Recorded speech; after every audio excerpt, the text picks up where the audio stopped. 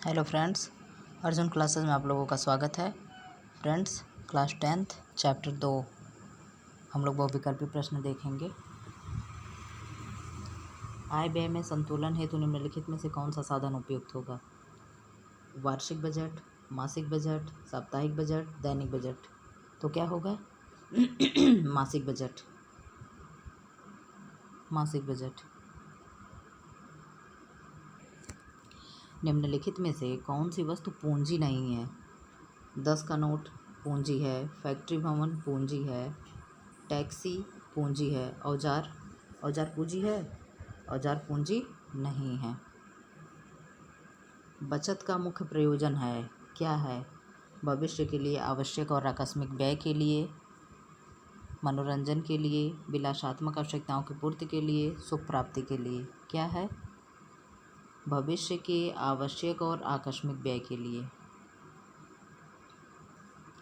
बचत को सुरक्षित रखने का प्रमुख साधन क्या है? क्या है? बॉक्स में रखना नहीं, पड़ोसियों के घर रखना, इनमें से कोई नहीं। क्या करना? बैंक में जमा करना। बचत का सुरक्षित क्या है? सुरक्षित रखने का बैंक में जमा करना।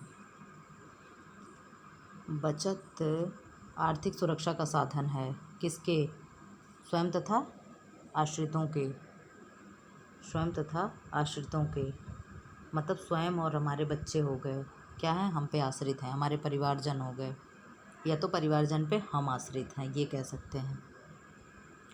यदि पारिवारिक आय से व्यय कम हो तो शेष धन को कहते हैं।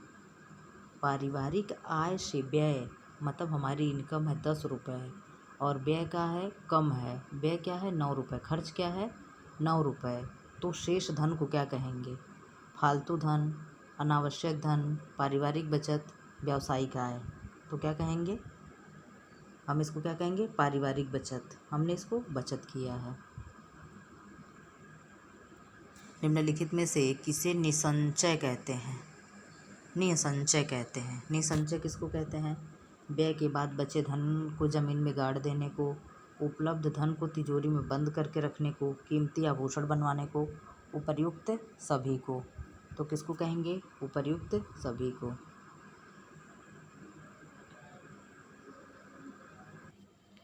बैंक में कम से कम कितने रुपए से खाता खोला जा सकता है? 100 रुपये से। जीवन बीमा मुख्य रूप से सुरक्षा का साधन है, स्वयं के लिए, पड़ोसियों के लिए, आश्रितों के लिए, किसी के लिए नहीं। क्या होगा? आश्रितों के लिए। किसी शुभ अवसर पर दिया जाने वाला चेक कहलाता है, क्या कहलाता है? उपहार चेक।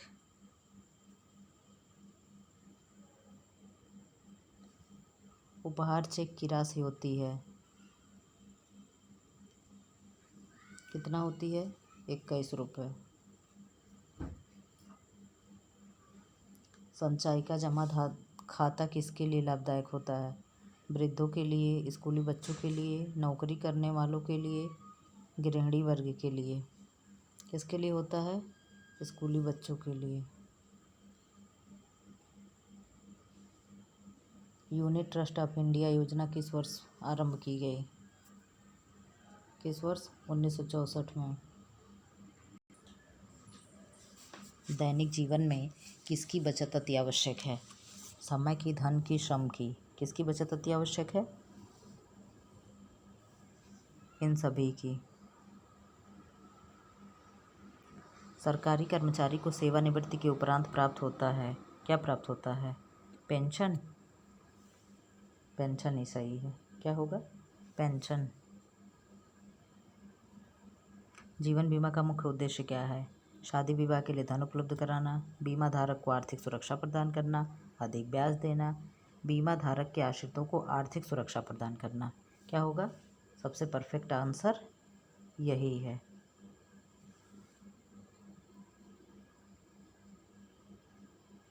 किसान विकास पत्र योजना है, किसका है? जीवन बीमा की, डाक खाने की, बैंक की।